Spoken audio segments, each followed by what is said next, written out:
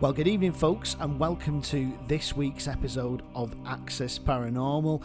It's James Anthony here in the hot seat, and I'm on my own tonight, in person, but definitely not in spirit. Well, if you're from where we are, you know, nearby where we are in the northwest, St Helens and Liverpool, we're back in local lockdown. And what does that mean for us? Well, we record the show at my house. I've got some recording facilities there. Nice big room where we can record things socially distanced. But unfortunately, with the new restrictions, it does mean that Jamie can't come here this week to record the show. But he is on the line, joining us live from his bedroom or wherever he is. How are you, Jamie? All right? Hello, James. Yep, I'm stuck up here in my bedroom just talking to you through mobile phone as we have to do. Through the marvels of technology. Yeah, thankfully. Otherwise, you'd be doing the whole shit on your own. I know, yeah. Guest presenting again. I know, but this time you're taking the lead. Indeed. Now, listen, Jamie, I know that the listeners will be curious, obviously, because Sls Paranormal, it's your show, it's your creation. Tell us about what you're going to be doing so you can start presenting again, because you're going to be setting your own studio up, aren't you, if I'm right? I am, yeah. I'm in the process of building a studio. Yeah. I can't say where or anything like that because obviously it's private. Yeah. But for the temporary reasons, we will be doing a studio in another building, won't we? Yeah. Where we'd be able to go into on a lockdown. We'll be able to go and have carry on the show from there for a couple of months, which would be great. Yeah. And then once the studio and building is completed, then it'll all be transferred across to there, which means we can go in there, on a permanent basis then to do the show. Absolutely, and hopefully the all of the restrictions and the coronavirus will all be over and done with by then, so we can get back to recording shows normally. And obviously what that means as well for you, Jamie, doesn't it, is that what you want to do is to be able to have guests, rather than having them on the phone as you do at the moment, to have them in the studio with you as well, don't you? Definitely. Well, we'll be having two little studios, really. One will be the main studio, and then there'll be one where, when we can go out and about and talk to people, or we get people to come to us. Yeah. Especially paranormal investigations as well. That's what I'm really looking forward to. Absolutely, yeah. And I think at the moment, obviously, it's a little bit difficult for us because one of the things that we had, I know you'd been putting a lot of planning in for us, myself on some and other people on others, going out with you on different investigations over the coming weeks. And obviously, with everything that's now changed, we're not able to do that anymore, are we? No, sadly. Well, I mean, as you know, I'll be able to sneak off with my partner and do a couple of investigations because we're in that kind of bubble. You're in your bubble together, aren't you? Yeah. Yeah. So we can go off on our own somewhere as long as there's not a lot of people there. And we can carry on in some way or another. Where there's a will, there's a way, you say. And how are you finding things anyway? Has the new restrictions made any significant change to you, or are you still keeping busy as always? Well, they've only just really kicked in, so it hasn't really affected me yet. It's strange because obviously there's limitations of what we can and what we can't do now. Yeah. And it's very as you know yourself, it's very complicated, trying to work everything out. It can be, can't how it? we can get around things and how we can do things and that. But do you know what? We'll plod on and the show will continue. Exactly. And the number one thing that we've all been saying since the very start is the most important thing is keeping yourselves safe, sticking to the rules, slowing the spread, and keeping yourselves and family and friends and everyone else safe really throughout it, isn't it? Oh, definitely, I mean, it's worrying times. Yeah. I don't think we've ever had anything like this ever, not in my lifetime anyway. So well, yeah. the safer we stay, the better it'll be for the future. That's the thing. And hopefully by, say, April, May next year, we should get back to some kind of normality, hopefully. Fingers crossed, fingers crossed. So, for today's show, obviously, because we've not been able to go out and about and things and as we normally would, and obviously we can't be together, we've decided, haven't we, to have a little bit of a look back over some of the interviews that we've had over the past couple of shows. Yeah. And I'm looking forward to them, and I know a lot of people who listen to them will really enjoy them. And we've had people saying, when can we hear the show again? Or, where can we hear the show again? Well, if you're listening in, we'll be playing a couple of them tonight. They won't be as lengthy as they were before. They'll just be highlights of what people have been interviewed about. Yeah, and I think the thing to point out as well is obviously we've had quite a number of interviews. So the ones that we've picked tonight, we're going to hopefully replay all the interviews over a period of time. So there's no kind of particular reason why we've picked these. We just kind of went through and we'll have that one, and then we're going to hopefully replay all of them, because I think everyone who's been on the show has been really interested, each in their own way, haven't they? They have, yeah. I mean, every single one of them's been interesting, as you know yourself. You've been listening to them, and some lovely people as well. Oh, really, absolutely. Really people. Yeah, I mean, it's interesting, really, isn't it? At this time of year, I've been watching a few videos online of like live ghost hunts and things such as that, and it kind of makes you want to get back out there, doesn't it? Really, like when you see all the footage and everything. Oh, definitely. I mean, I'm itching to go back out there. I know we've done our little walk. We did one with you for your challenge, which will be coming up as well, which is a good one, actually. It's very good. It was, yeah. It was. We want to make it right. Sorry, James. What are you saying? No, it's all right. I was just saying, yeah. Just to be clear with that, though, that was a few weeks back we did that, wasn't it? Oh, yeah. We can't do them at the moment. Yeah, so, no. And as you explained last week, the shows are pre-recorded at the moment. So, yeah, we couldn't put the full show on anyway, because it would take. Sometimes the show, what we record is, the investigations we do can be 3-4 hours long. So we just edited it for the best bits. Exactly, yeah. And I think as well, we also couldn't go loud because we laugh that much when we're doing them, don't we? That we just have about 3 hours worth of laughing, wouldn't we? Oh, yeah, especially when someone trips over, or which is usually me. Well, listen, I'm not saying anything on that. I know. Well, I think I went flying. Was it last time we went out? We were trying to do something, and I nearly went head over heels down a hill. Yeah, you did. You did, yeah. Very nearly. Yeah, that was funny, actually, wasn't it, when we went to the thing? Well, we're going to be funny for you. Well, yeah. To be fair, the hill, the said hill you're on about, I've also fallen down that hill and fell down it in the middle of the wind and rain, and a load of people saw me doing it, and I was on my own. So imagine that at the time. Well, I wish I'd have been there to film it. Yeah, would have been like a You've Been Framed kind of thing, wouldn't it? Now, listen, Jamie, I've got something to ask you, because I was watching the Paranormal Lockdown at Mill Street Barracks the other day. I've not seen it for a little while. I watched it when it was first on the telly. Now, could you tell us a bit more about your granddad's involvement with Mill Street Barracks? So for listeners who aren't familiar, Paranormal Lockdown is a TV show, and the guys presenting it, Nick Groff and Katrina, spend 72 hours in different haunted locations, and about 3 years ago they filmed at Mill Street Barracks, which is where Jamie's group and the group I'm part of, Ghost Quest, is based.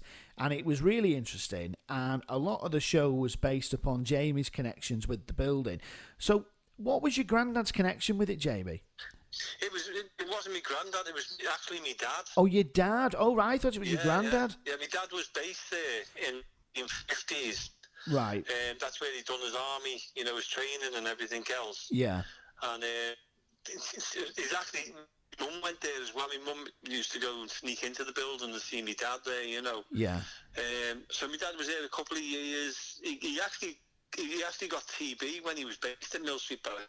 Did he really?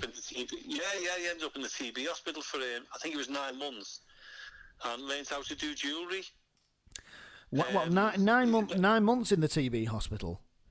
Yeah, he spent 9 months permanently in the TB hospital. That's how bad it was. Wow. So did he encounter any spirits when he was there? Did he ever talk about the spirits or anything like that? No. Well, sadly, my dad passed away 20 years ago now. Right, I see. It was only after that. It was only when I started getting involved with Mill Street Barracks, and I said to my mum, I think it was one of the first ghost hunts I did there, and I said to my mum, we're doing a ghost hunt down at Mill Street Barracks in St. Helens, Yeah. And she went, oh, your dad was based there. So I went, really? So anyway, she told me the stories about when she used to sneak in when all the officers went home. She'd sneak in late at night and then go home early in the morning and things like that. Yeah. And, when I'm there, really, it's like I feel part of it now, knowing these little stories and everything. And Anyway, they'd done a history day there once a couple of years back. Yeah. And there was photographs, on one of these like stands. And I was looking at the photographs, and there was one with soldiers on parade. And I went, "There's me dad." Wow. So he was actually on the picture, yeah. He was on the picture. So anyway, we'd be involved with the barracks. I got the photograph off them. They gave me a copy of the photograph, and I took it to my mum and said to me, "Mum, have you seen this picture?" I didn't say nothing to her. I just said, "Have you seen this picture, Mum?" Yeah. And she had a look at it and she went, "Oh, that's your dad there, Confirmed that it was my dad, and he was young then. It was, I'd say he was about he was born in 1940. The picture was when my dad was born in 1932. Sorry. Yeah. And so 1953, 54, around that era, the picture was taken, and my dad on it as a young soldier. You know what? I know that you can kind of say that things happen for a reason, but what an interesting point, the fact that you've got a connection with that building in such a way that you have, and then and then you find out that you've got a family link going back to the building as well. It's fantastic. It makes you feel part of the building. Yeah. And really, and I know we go there and we do ghost nights there, James, and we have our meetings there, and we go there as social events as well. When we could, that was. We have our Christmas night there, everything, and to feel that I'm following in my dad's footsteps into that building, and thinking he's been all around that building. Yeah, yeah. But I wish my dad was alive now to be able to talk about Mill Street Tomb. Because can you imagine what Mill Street looked like when he was there? Because at one time they were oak panelled walls, and I think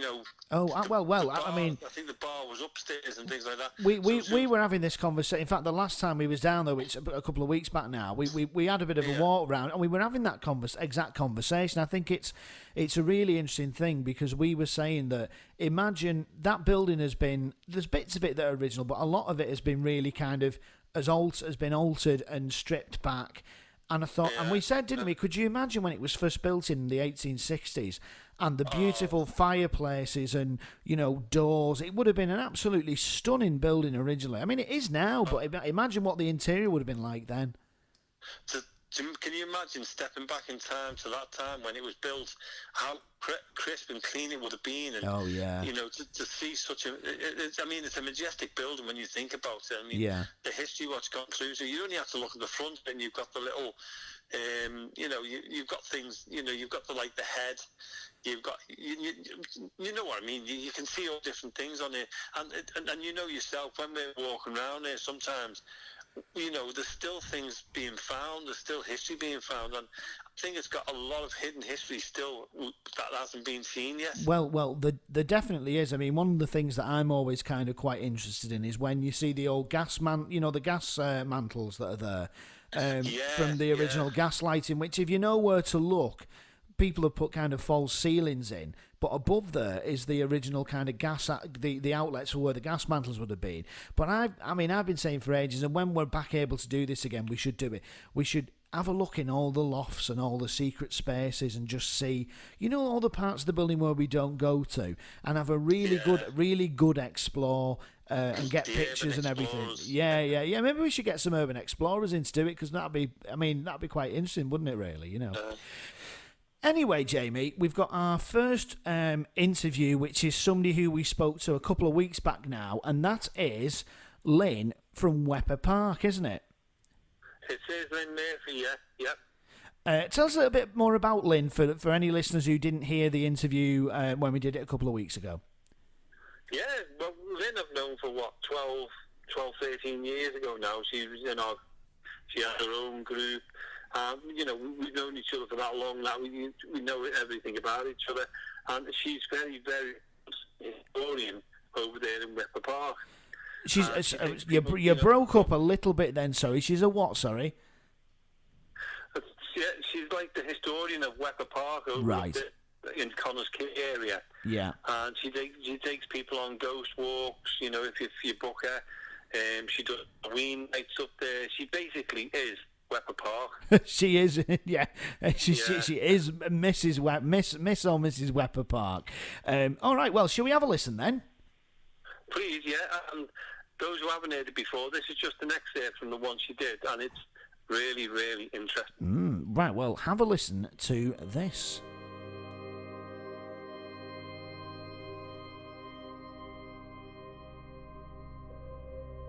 I was born in Conskey and I've grown up there basically, but as I got older I got a real desire to learn the history of it, so it's sort of been like part of my life where I'm trying to find the mysteries of all the ghost stories that goes with the place, the actual history, and it all blends in together. And it's a wonderful, wonderful story. And it's, no wonder Wepre is, it's like the diamond of Flintshire, basically, because it's a wonderful place. Everybody seems to be going there lately. And it's a great place to take your family. It certainly is, and we've been there daytime and nighttime. Nighttime, it's really spooky, especially when you've got the castle also in almost in the middle of the place. Yes, that's right. They've got a castle at Wepre Park, but it's on the Euro side of the park. Now, this castle was originally built. Well, it was originally a Motte and Bailey castle. But Owain Gwynedd, when he became king, he actually finished the castle. So when he became king in 1137,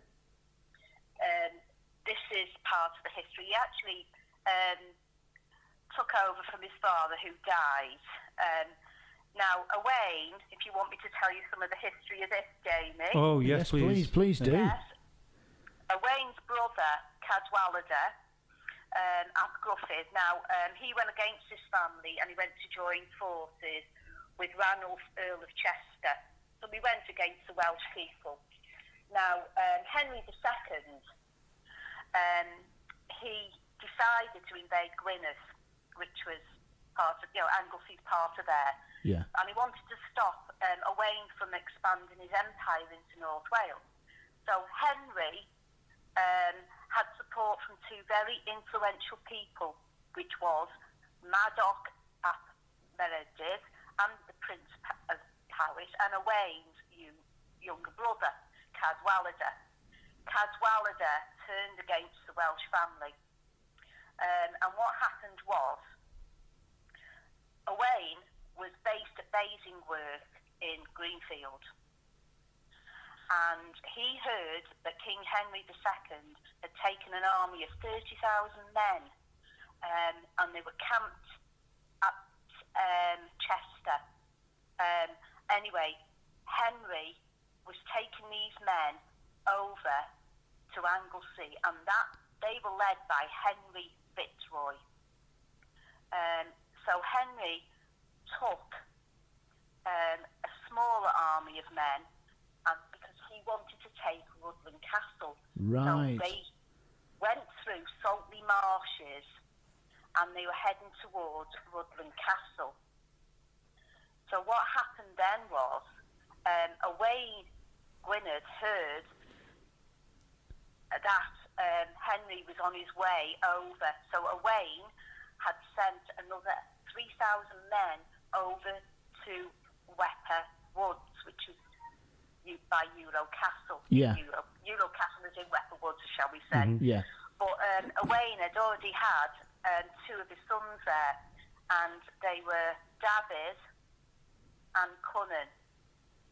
And they had quite a large army there in the woods. Now, the woods as it is now wasn't as it was then. It was like a 7-mile block of forest. So Owain went with this smaller army that he took over to help support his sons. There was 200 extra men there, and they wanted to reinforce the army. So when Henry's army came over, all 3,000 of them, what happened was he attacked, and Owain's army attacked Henry's army. So they had a big battle in the woods, and it's known as Coles Hill battle. Right. And it was just, from what we know, it was just, the whole place was running with blood. Now, our Welsh army literally slaughtered all the English at this battle. Henry II narrowly avoided being killed, actually, but he was rescued by Roger, Earl of Hertford. If it wasn't for that man, he could have changed history. So anyway, he took him out.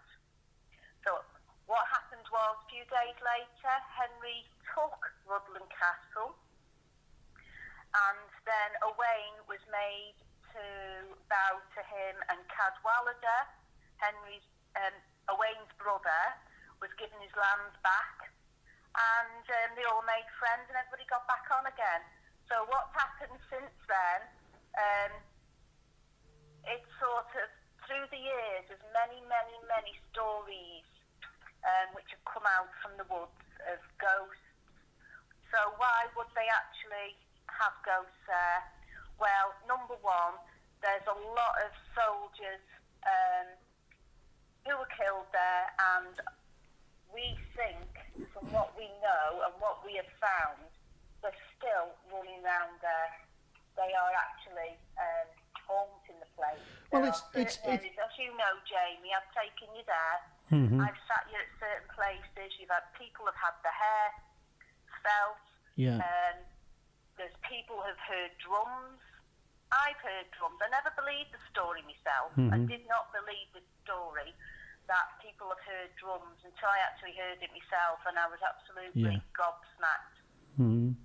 Now, the noise what I heard, it sounded like really old-fashioned military drums. Now, these military drums were being played. I heard them. They were down by the bottom of the castle. Now, at the bottom of the castle now, they've got a stone bridge. That never used to be there. That stone bridge was not there. It was further back into the woods. Right. But a lot of people have said that they've heard these drums in that area. Now, that's where the battle was played out.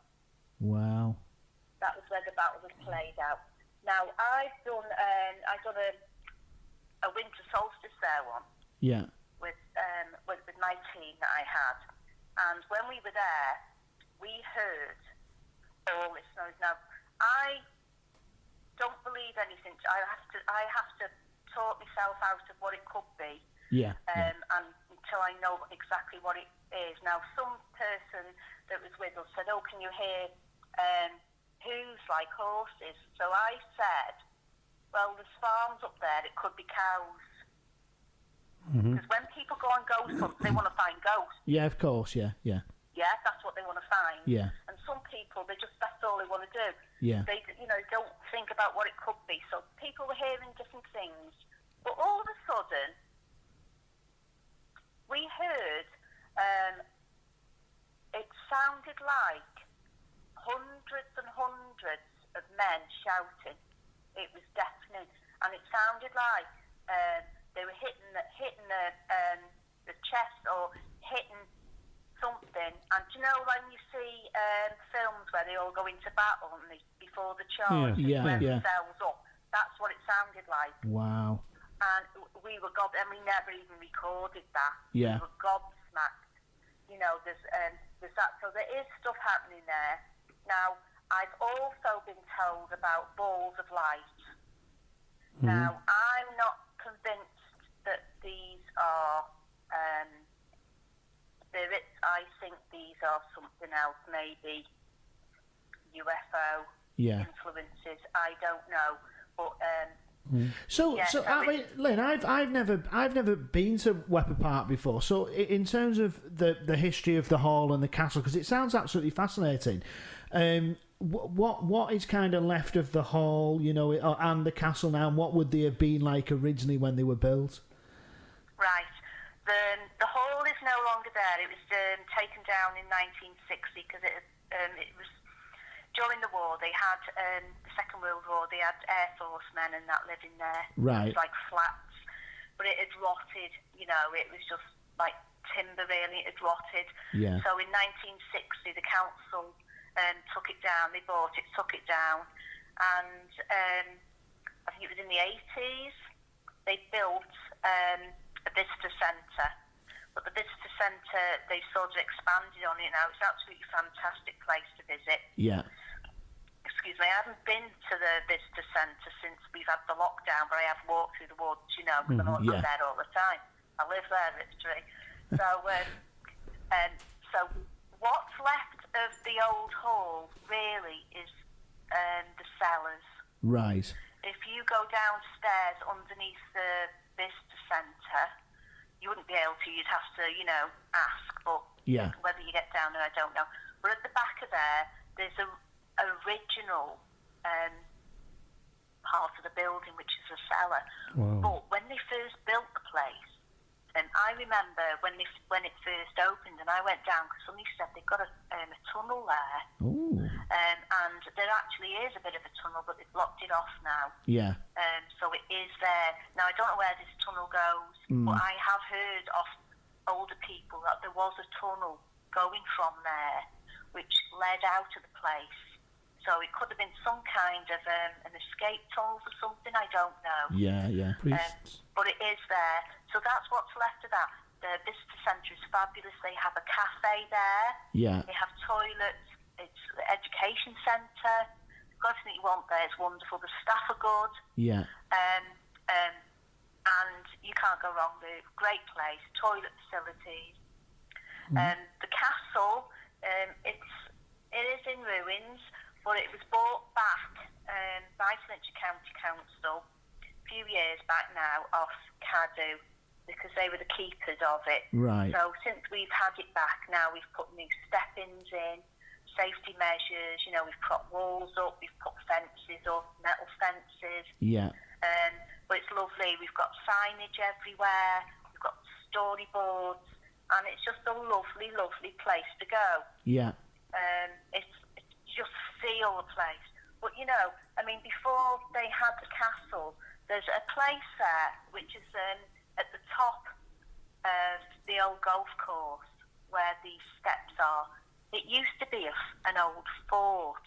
Right. So that would have been before the castle was even built yet. Yeah. So it's like across from the castle. Yeah. It's on a high point.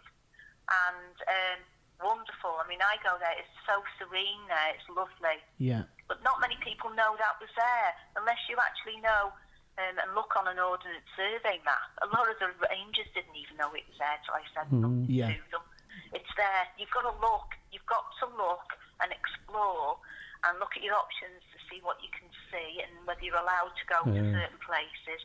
You've got to do your homework. You've got to look at these places. Well, I've been with you. Wonderful. Yeah. Well, I've been with you quite a few times, Lynn, as well as with the group. And I remember one time when we went, and we went to the castle. And do you remember when I rang you up and I said, guess where we are? We're in Wepre Park. And you said, I'll be there in a minute. I think it was about midnight, wasn't it? Something like that. Yeah, it was. And you said, I'm on my way. And I remember there was me, Marie, and a few of us at the back end of we were actually at the castle. And you said, meet us at the beginning of Wepre, where the sensors, and I'm thinking, hold on a minute, it's pitch black, and I've got to walk through these woods. I know that place like the back of my hand, don't I, Jamie? Everything there, We actually, me and Marie actually walked up and met you. And I remember, I remember me and Marie walking through, and I think we got to where I'm not sure whether it was the bridge, like the bridge what goes over the river, or whether it was before that. I'm not sure whether the fountain, not the fountain, it's not a fountain, it's a waterfall, where the waterfall is. And Marie went, dogs just ran in front of us there and threw into the trees. And I went, I didn't see that. I said, it looked like a white dog or something. And when we met you and we were walking back through the woods, back towards the castle, I did do my exercise that night. And I remember you saying when we got near the place, didn't you say there was a ghost dog or something there, what's been seen? Yeah, and, that's another fable. And they are seen. See, what we do, right? What we do on Halloween, we do like a little play every year. That's right, I went to one. Yeah, you did, didn't you? So we sort of advanced it a bit now. So what we do, we have to have bookings because everybody and the dog come to that. But what happens is the parents love it more than the kids, I think. So what we do, we dress up. So we've got Emma the Archer, I'm the storyteller. Yeah. Along with another Yeah. guy. We take it in turns. We've got Nora the Nun, and we've got the Keeper of the Woods, and we've got all sorts of these different characters. So when the kiddies come, they do a bit of a colouring and make a candle stand, right? So then they go on the tour, and I take them round, like I'm like a witch, like a storyteller. Take them round, and each person, like the archer, tells them a story. Nora the Nun tells them a story. The gatekeeper, and we make it like a pantomime. So we have to. We ask, can we go past? Oh no, you can't go past now. It'll cost you. So we have to give them coins, and we get the children. I get these children involved, and we go going, oh no, you can't. And he's going, oh yes, yeah. you can. And we make it fun. So what we do then, we take them back to the visitor centre, Yeah. and then they get taken up to a pond that we've got there called the Rosie. Oh, Now on right. the pond, Yeah, I know it. pumpkins all over the island, and we've got a boat which is we've got lit up with skeletons and that in. So the children are taken there. It's all lit up in the dark, and they get their little drawings that they've made in candle boats, and we put candles in, and they light the candles and let the candles float all over the lake. How good is Wow, it's that? magic, isn't And it? they go home and they love it. Yeah. And I think the parents love it more than anything else. Well, Yeah. the parents are They probably children, the parents are probably more scared than the kids as well, aren't they? Yeah, I would be.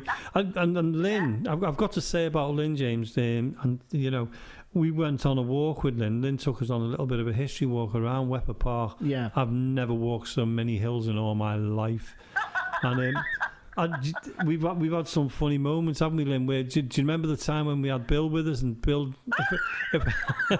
if I Come on, you've got to tell the story now. Well, we'd done the walk across the top and everything, hadn't we, Yeah. Lynn? And we come to this part, and Lynn said, "Just be careful here, because it's a bit of a steep slope." And it's raining, wasn't And it was raining, and it wasn't exactly a steep slope. It was hugely steep slope.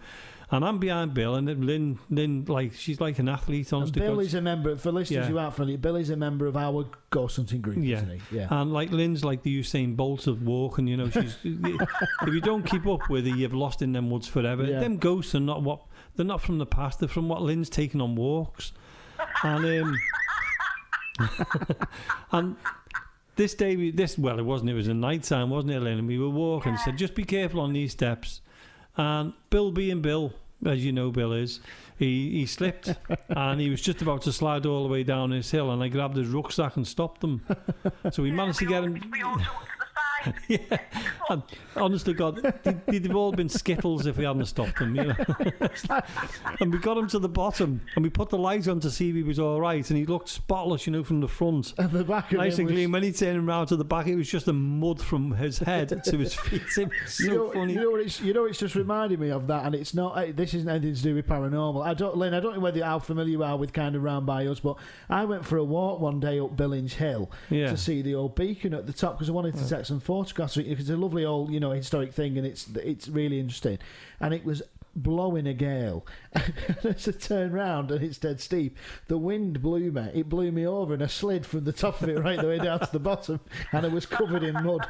I had to walk all the way back down, and people were walking up, and they were like, "You all right?" I'm like, "I'm fine, yeah." Just embarrassed. Just embarrassed. But I mean, going back to Wepre Park, I mean, we've been through Wepre Park a few times with you, and it's been absolutely fantastic. And we've been there with different groups. I do you remember, I think it was Wigan Paranormal, and sadly the late Nicola Johnson. We were there. Yeah, she was brilliant. And we had a really good laugh that night, and we actually got to the castle, and it's one of those places where you can go back again and again and again. You know, you've got to be careful around there. You've got to be careful around Wepre Park anyway, especially in the dark. And I don't know what it is, Lynn. I think you set it up that the weather changes while we're in there, so it rains and rains and rains. Because I think we've only ever been there once where it's not rained. And you know, you've got the lots and lots of ghosts within Wepre Park. Now the one is going back to the Castle Ewell Castle. Have you got any information about what kind of ghosts are around the castle? You know, what's the history about the castle? Was it built before the hall, or was it built for a reason? Could you just let us know a little bit about that? really. It wasn't meant or intended to be anything special. It was just somewhere for people, whoever owned it, to go and stay. It wasn't intended for anything really. But we're now going back to the ghost of the castle. We know we've got Angarad who's there, who I've tried to find the history on that. And going back to that Emlyn the Archer, right, I myself and my late sister, Sue, took a group of 25 people up there one September evening. It was absolutely throwing it down with rain. And we went up there, and there was a lot of people who'd never been on a ghost walk before.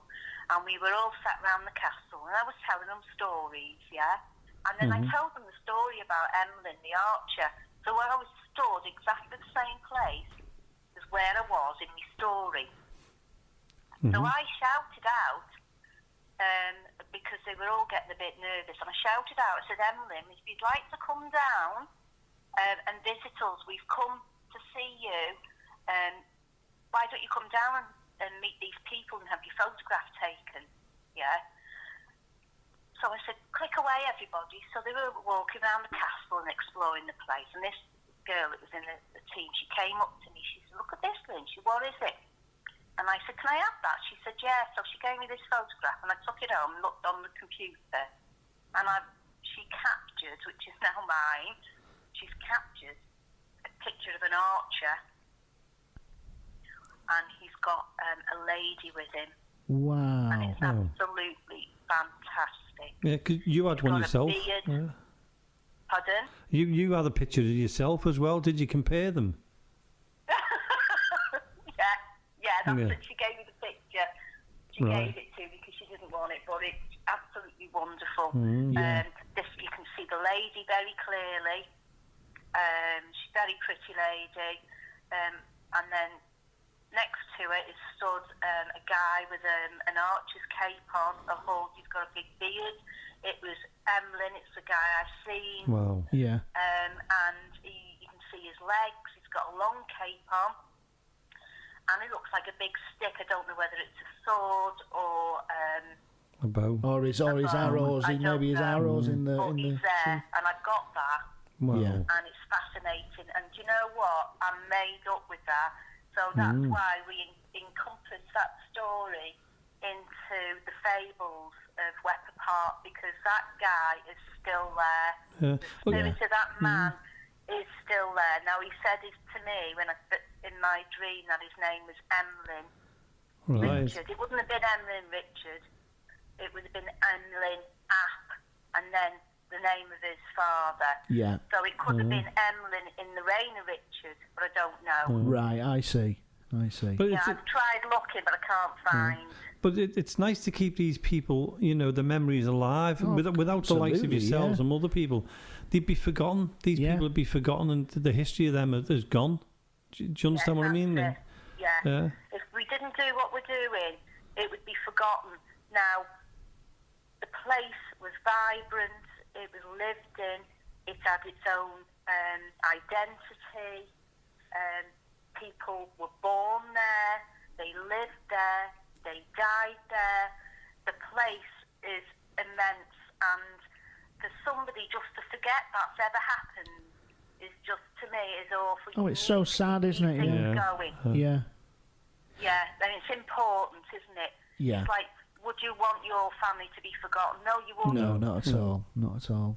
Lynn, I've got to ask you, obviously, you're so passionate about Wepre Park and all the history of it. What have you had paranormal experiences elsewhere, to other places that you've been to visit, or anywhere else where you've been?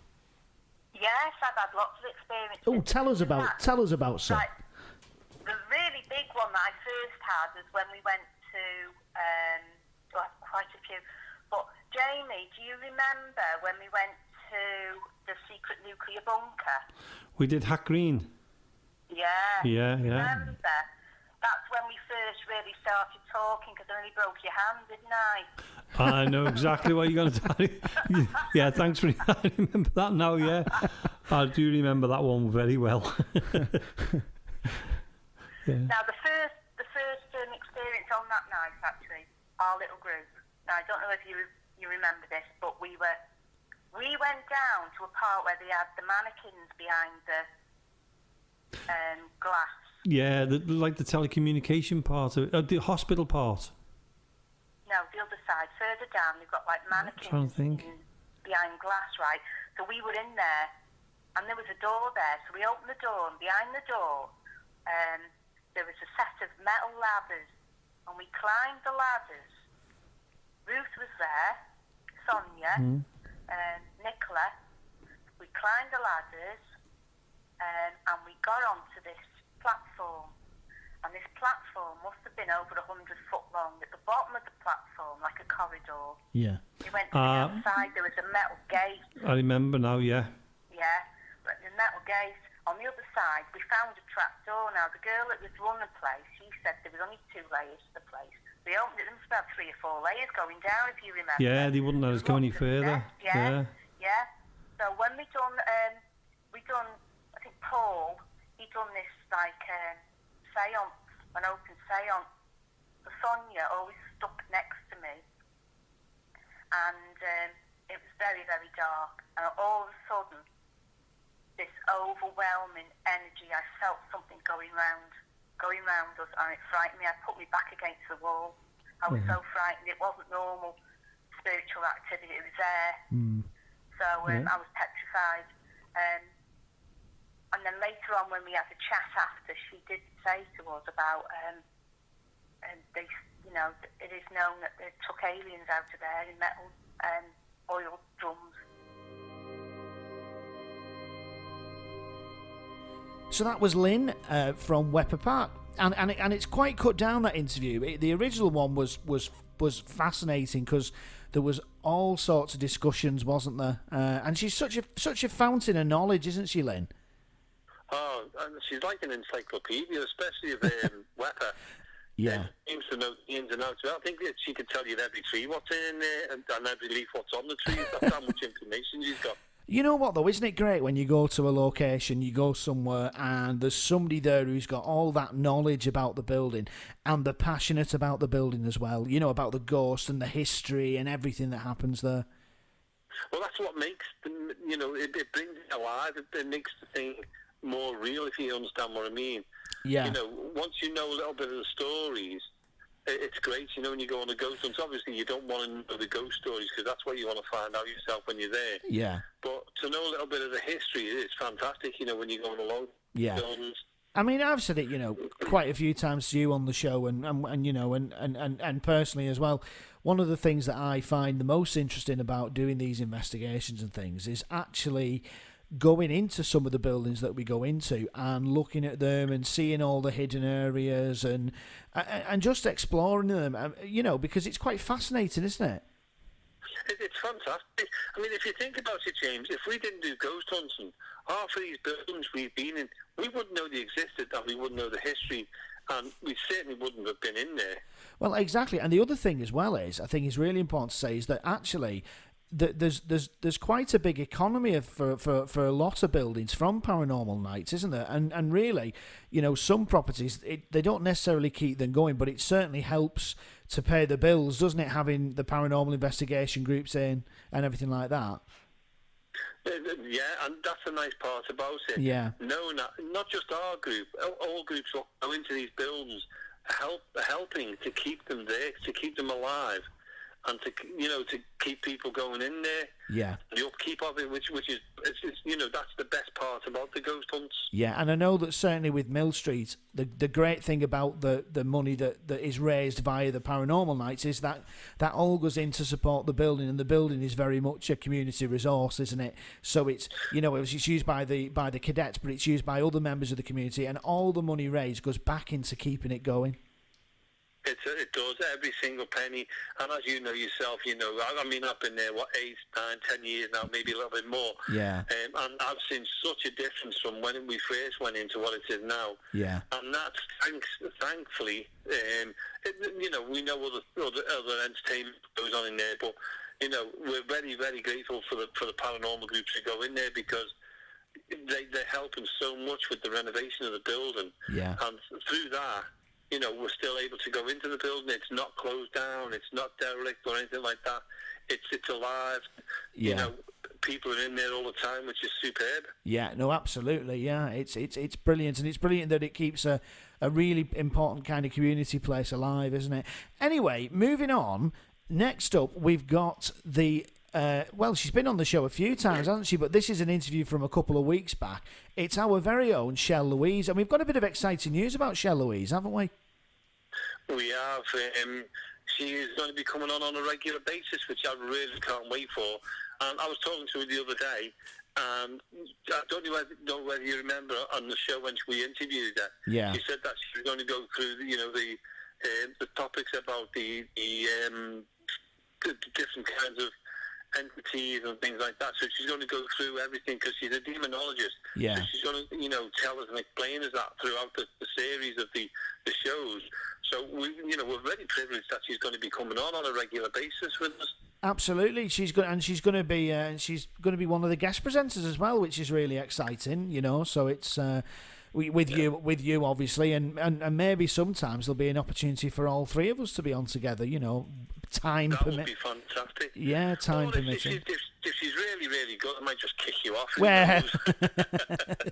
Well, you can do if you want to, but it's always good to have different people on as well, and different opinions and things, isn't it? I wouldn't kick you off, James. You're like me little sidekick. Oh, well, thanks very much. I can't wait to have all the guest presenters on as well, because I know that you're tied up at times, so it's going to be great fun throughout anyway. Yeah, no, absolutely. Yeah. And the other thing as well is that you get what you're getting is different opinions, different thoughts, and different different expertise and experiences, aren't you? So anyway, shall we have a listen to this? Is Shell's interview from a couple of weeks back.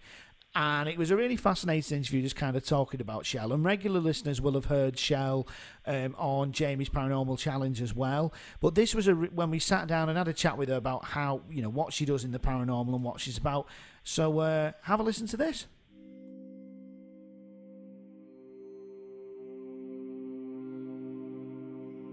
So describe the bar, Shell. What is it? What have you done with it? It's an 8-foot by 6-foot bar. Yeah. So it's quite a large bar.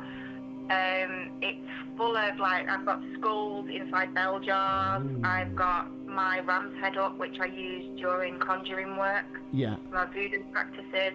I have a large jar which says poison in it, which is a cocktail. We have UV black lights, so what isn't seen by the human eye, once we turn the UV black lights on, we're actually having demonic sigils on the walls. Oh, wow. So during the night time, it's going to glow up, it's going to give the fear factor. It's a very gothic-y type, very Shell. If it was unicorns and pink fluffy bunnies, it would not be It definitely wouldn't be That's you. Definitely not you. So, have you got a name for your bar, Shell? Yes. Well, I was toying with the idea of calling it Satan's Hollow, but I thought, there's a club in Manchester near me with that. So we have named the pub, the Demon Drink. Ooh. Just to ask, if you make mistakes, have you actually been in the bar tonight? Yes. I know. So for anybody out there who's listening, if Shell makes any mistakes, you know why. You know why she's been on the different kind of spirits. Well, funnily enough, while I was out today buying, the alcohol for the bar, I came across a drink called, I don't know if you guys or anybody listening's heard of it, called Dead Man's Finger. Oh, yes, I love it. Yeah. Absolutely. It's a rum, isn't it? I absolutely love Dead Man's Finger. So nice. It is so, and it's got skulls on the bottle, so it coincides with all my stuff I have in the bar. So with you guys, I've got YouTube, I've got special invitation to come on the Demon Pub with me. No. Shell, do you have any non-alcohol? Because I don't drink. Oh. Yeah, actually, we have an under-counter fridge in there as well, which is full of Coke, lemonade, tonic waters and stuff. I'll come then. Yeah, we're definitely that invite. Yeah. You're on, Shell. So I've got to crack this one. We'll get into the spirit of it, eh? Listen, I've even gone as far as to have a Ouija board bar mat. Oh. I'm lost for words. Not like the Ouija board, though. Yes. Shell, tell us a little bit about your group, Axiom, and how you came about. How the group came about. coming up to 2 years ago now. I was doing, as you know, I was doing a lot of work on my own, working individually as a lone investigator, working a lot along the dark side, and a lot of my friends were really into the paranormal, and they were fascinated by what I do, and their passion and drive shone for me. So I thought, you know what, why the hell not? So we've got together, I've selected set people, and I've put them, I'm not going to lie, I've put them to the test. I've put them in different locations to see how they handle different energies, and we all bring something different to the table. Yeah. It's a group of people with originality. Yeah. I mean, if I can break it down, Yeah. myself, the dark side, studied demonology, studied the occult, not one to shy away, as you know, Jamie, from anything Certainly at not. all. Even if it's Beelzebub himself, I'm going in there. Then you've got Karen, who follows the witch path, practices witchcraft, who does lotions, potions, and spells, and she knows that side, you know, in case we ever come across that side of the paranormal. Yeah. Mm-hmm. You've got Donna, who's very, very intelligent, very good at history, and very, very empathic. Also, she's very in tuned as well. There's been a few times I've been on location, and I've picked something up, and I've been waiting for the scientific side of things to grab it as well. So it doesn't just, you know, so many mediums would just go, oh, did you see that? Oh, did you see that? I like the science to verify it too. Yeah. And Donna is picking this up and showing, you know, brilliant traits of it. And then we have Wayne. Wayne is my researcher. Now, Wayne, 12 months ago, was the biggest scaredy cat ever. I mean, you're going to shout boo, and he leaps. And now he is fantastic. He's so into it, and he's so passionate, and he's so driven. And he will dig so far. He will go out of his way. He will spend time in libraries. He will get blueprints of locations, the grounds before the building was even built there. You know, because obviously, sometimes spirits don't just haunt you because it is a house. It could have been what was there previously on the land. Of course, yeah. And he will dig, and he will find that, and he will never tell me. And I always say that's my one thing. I don't want to know information. Yeah. If this building's going to speak, it's going to speak to us through science and through spiritual practices and mediumship. And then obviously there's my partner, Mr. Shell. You guys have met him. Hi, Mr. Shell. Hello. Simon, bless him. He's I don't know if you guys have seen the video footage he's come up with for the YouTube videos. He's turning into Steven Spielberg. I've not seen them. I'll have to check them out. He's amazing. The way he does the videos is absolutely breathtaking. And, you know, when we do promotions for the next investigation and such. But he's also the skeptic of the team. And because that's my partner, it's a mad chemistry. I'm like, look, it's there. And he's like, no, don't believe it. And he will go out of his way to debunk what I'm saying. He will move things. He will try and cast that same shadow. Yeah. And I think it's absolutely brilliant because, again, he is showing that a lot of things that people can say, oh, look at that, did you see that? Can be quite normal, and he will prove if it's not paranormal. Yeah.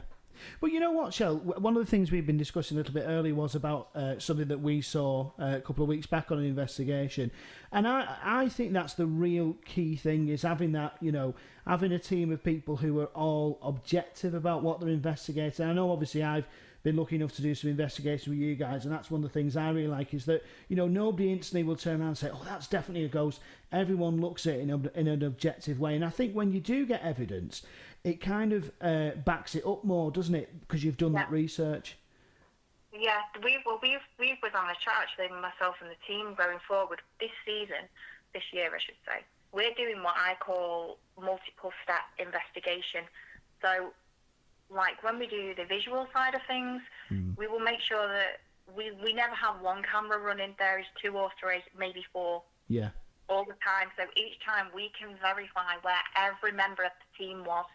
I've seen so many teams where there's 6, 7, 8 of them in the team, and people are saying, oh, did you see that? No, it could be any of members of your team. You can't verify where they are. That could be somebody touching a REM pod, somebody against a K2 with a phone in the pocket. We like to verify where everybody is at that given time, so the evidence can, you know, so you can run this footage side by side. Yeah. You can say, oh, you guys was in that room, So what the hell was that in that room? Yeah. Does that make sense? Oh, absolutely, So yeah. we do that for the visual side. Also, we have the Sls camera, again, in the shadow sensors. If that, again, is validating that I'm seeing something, and then if that picks it up, it's like there's another two-step verification. Yeah. Then we've gone with a new thing with all the audio side, because there's a lot of give and take on the ITC at the moment. People like the apps, people don't like the apps. There's evidence, people say it's manipulation. So what we've done, we've gone with two-step again. So we will run an ITC, and then we will take in note what that gave us, and then I'll go with something like a spirit box, a proper SB7. Yeah, yeah. And we'll go from there. And we've had this a few times. If the ITC, the app, is giving us the same evidence, but is coming through from radio white noise, that's fantastic. You can't explain that. How did two pieces of equipment, totally separate, one's software, one's hardware, give us the same answer to the same question? I think that's great evidence. That's something, again, which is a two-step back up. We were talking about, sorry, Shell, we were talking about EVP a little bit earlier on. And as you know, what I like is let you listen to it and let you decide what you think you can see, what you can hear and not see. You know, and what I've seen with yous, I mean, I've been with yous a few times, you know, and I'm in awe sometimes of what yous do. I'm a little bit jealous, but, you know, that's what happens. You know, but I'm not jealous in it, like, I want to do that. You know, how professional you all are. I've been with yous, you know, and I've met yous all, and it's fantastic. But what I'd like to do, though, is we've got to invite your group onto the show. We really have to, and speak to them all individually, if they want to. Oh, get up a taxi, we're en route. They do it in a heartbeat. My team are, and I'm not just blowing smoke up the backside, as you guys both know, are some of the most down to earth. We really are. Lovely, we're very humble. We don't have egos. We don't I mean, I've been on clearings when I've gone in and helped people out with spiritual problems. Yeah. Well, I've never charged anybody. I've never asked anybody for anything, because I think if I can help somebody, or I can help the spirit, that's what I'm here to do, and to get evidence of this and support everybody, whether you be a breather or a non-breather, as you guys know, that's what I call them. Yeah. Oh, what? Yes. Sorry, Shell. Carry on. Sorry. So, yeah, they love that, and they're just great people. I couldn't ask for a nicer bunch, seriously. Yeah. So, what I've got to ask you, is, how did you actually get into the paranormal? When I had to come out of nappies. I was very young. Seriously, when I was very, very young, we lived in a house in Altrincham, and my mum, I remember just staring at my mum and watching this lady walk past the fireplace, and I thought, okay, where did she come from? And my mum's passed away, God bless her, but my mum used to say it was quite scary to watch me, because I'd go upstairs in my little box room, and I'd sit and I'd talk away, and my mum would come in and say, who are you talking to? And I'd say the lady's name. I don't want to say the name, obviously, because members of the family are still alive. And my mum just thought, oh, weird, that is a bit strange. So my mum presumed I had an imaginary friend. Anyway, the ex-tenants of the property where we'd moved into had come round, and some mail had been, like it happens, had been sent to that property. And this man walked in, and I said, your mum stood next to you. Your mummy's looking at you. Well, he freaked out, and I told him his mum's name. And, so from then, I always knew that I was a little bit different. That you had that kind of connection. I think... Yeah, I've gone through, like, different things. Like, I've been in shopping places and seen something, and I thought, oh, I've been at people's houses and seen something, and I thought, always. And Shell, did you ever have a period where, like, when you was growing up, where you thought, you know what, I don't want this? Or has it always been something that you've... I mean, obviously, I've known you for about three or 4 years now, and you're so knowledgeable, and also are very open about talking about stuff. Did you ever have a period where you kind of like held your abilities back, and kind of thought, oh, I don't want to do this? yes, it was when I was a teenager, and you go through puberty, and I discovered boys, and Bros, New Kids on the Block, and I didn't want to be that geek girl. I wanted to be one of the in girls. I was buying smash hits and just 17, and even though I still had that gift, I never shared it. I'd be the little shy girl in the class, and I just act like I was normal. And to be fair, I can't even say that, because what is normal? Well, exactly, yeah. But yeah, I went through a phase where I thought I'd get bullied because of this. This isn't right. And I still do feel that growing up in the late 80s and the 90s, in my youth, people probably would have turned on me. And I do think that Hollywood have, it's got its good and bad side to that, because it has brought people more aware to the paranormal. Yeah. Through TV shows, through films, through media. Yes, that is the good side, but there's also the bad side too, because you get too many people messing with things they don't understand. And I always go crazy about this, because it's so dangerous. The darkness, pardon me, will mess with you. You mess with that, and it will mess with you. So, Shell, this kind of leads us on actually to something we want to discuss, because you are a demonologist, and I'm sure some listeners will be familiar with demonology, but I have to say it's something that I know a little bit about, but not too much. So can you tell us what demonology is? Because I think in the traditional sense, a lot of people think it's just the devil and demons, and I think from when we've discussed it before, there's a lot more to it than that, isn't there? Can you tell us, give us a little introduction to what it actually is and what you do? Okay.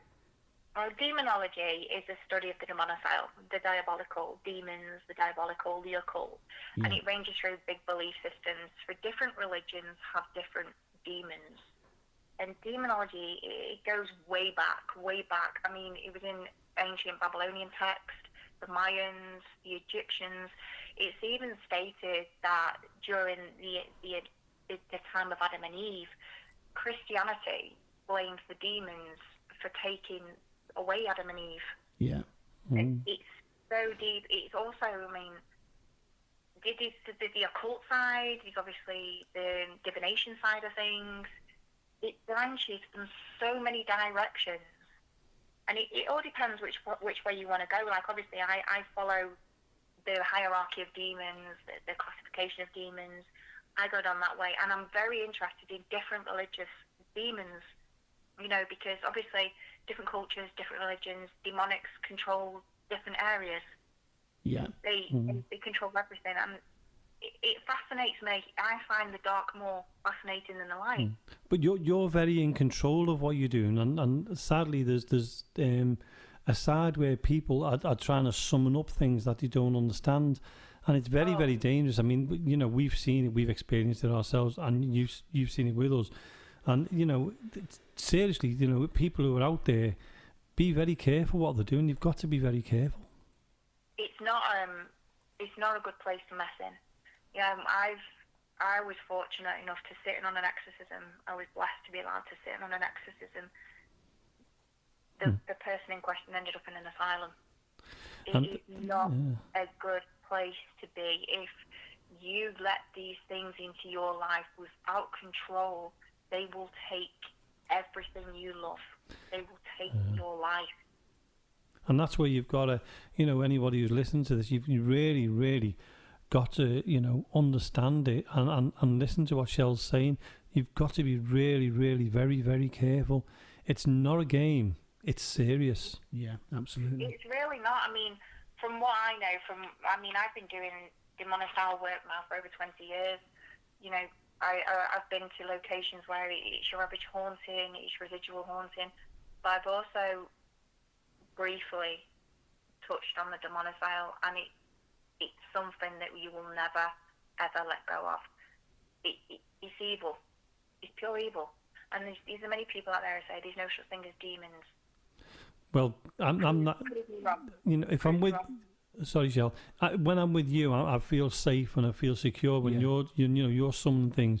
But as you know, I've got my own group, and I wouldn't dare do anything like that. I'm very respectful to the groups, but you know, when I go with you, and I know that, you know, the experience you've got, that's the only time I'd ever dip into it, when you're there, because I feel so safe. You know. You're so brave, because Simon doesn't feel safe. It's so funny when I start calling out in Latin, I'm going to use the passage of exorcism as you've seen, and I'll start invoking. And I'm like, okay, come from the shadows, come towards me. I am a leader. I am not a follower. Yeah. And I will call in ascended masters, and I will call darker lords forward. Simon nudges me, and he'll whisper in my ear, and he'll go, "Not again." And I'll go, "It's okay." And then if something moves, you'll go, "Hey, this is not safe." And I'm like, yeah, we're fine. And then the team, I don't know if you've ever, you guys have witnessed it, the team look at me, and many a time, like when we was in Cannock Chase Woods last week, I started a little bit of invocation using Latin. And I would start to summon not demonic, but to bring forward what was around us, which was hiding in the shadows, by using a certain calling. And the team's words were, "Oh shit, here we go." And they all just huddled together. Like penguins, they just go in a group, and they were like, "Oh no, here we go." And the energy changes. As you witnessed, Jamie, it changes. Oh, well, that night at the barracks when you done that, you know, I mean, the atmosphere. You could feel it change straight away. Unbelievably changed. And, you know, my partner Marie, she's very, very, as I've said before, she's very, very level-headed. Yeah. And she actually saw what we were seeing that night. And the nice part is you close down, you know, when we're finished, you actually close it down and make it safe. And that's what I really like. But what we're going to have to do, though, Shell, is we're going to have to talk about more of this demonology, you know, throughout the different shows, because there's different aspects to it. So what we'll have to do is get you on loads of times, because we do want you as a regular. I've already asked you, and you've said yes, so you can't turn us down now. But, can I just make a point as well? Can I just say something while I've got this opportunity? Of course you can. Will people please stop getting Satan, Beelzebub and Lucifer wrong? They are not the same person. And it niggles me. Or they're not the same demonicyles. It niggles me. Everybody says, "Oh, we'll call the devil, let's call Satan." I'm just putting my head in hand like face palm. No. So they are not the same. So what is the difference between them, Shell? Okay. Satan was the fallen angel that was cast out. Yeah. And he was also, in Christianity, he was seen as the serpent which tempted Eve. So that's why the Christianity in the Bible, the Old Testament, they believed that the demons were the fall of man, because it was Satan who was the serpent who tempted Eve and caused the fall. But he is the ruler of demons, so that's Satan. Yeah. Beelzebub is totally different. He's one of the seven princes of hell. He's also the Lord of the Flies. Now, he led a big revolt against Satan. They had a little bit of a battle going on. But he is Lucifer. Now, I'll get to him in a minute. He is his chief lieutenant. Right. Okay, Lucifer is the devil. Right, okay. Lucifer means morning star in Hebrew, or the bringer of light. Now, he is the king of hell. He is Lord of air. He is the king. Does that make more sense now? Yeah, I understand. Clearer, yeah. And you know, this is where we want you to come on a regular basis talking about these things, because I think people need to know this, you know, before they start delving into it.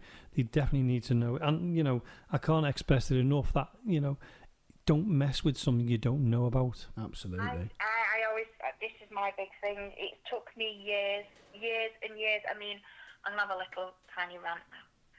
I've seen so many things on the internet recently. Oh, you can become a demonologist. Pay £30 a day and we'll send you a certificate. Are you kidding me? Really? Seriously, this is crazy. The world has gone crazy. So you've got people running around swinging a cross and a packet of sage incense sticks saying, "Back off, Lucifer, back off, Lucifer." Yeah. What the hell? Yeah. It's crazy. Or they sit down and they make sigils. And well, there's a lot on YouTube as well, you know. And I mean, there's a reason why it's called entertainment, and that is just entertainment. And some of them are very inexperienced people, but there are very good people out there. I'm not going to say there isn't. But, you've got a lot of inexperience, and it's pretty scary, really. It's dangerous. It's a dangerous path to walk if you don't know what you're doing. I mean, just briefly, the demonophile, if they can't hurt you, they will hurt everything you love. The whole point of the demonophile is to ruin human. And if it can't affect you physically, it will affect you mentally. It will take everything until you are nothing. Mm-hmm. Well, we'll get onto that subject on another show, shall we?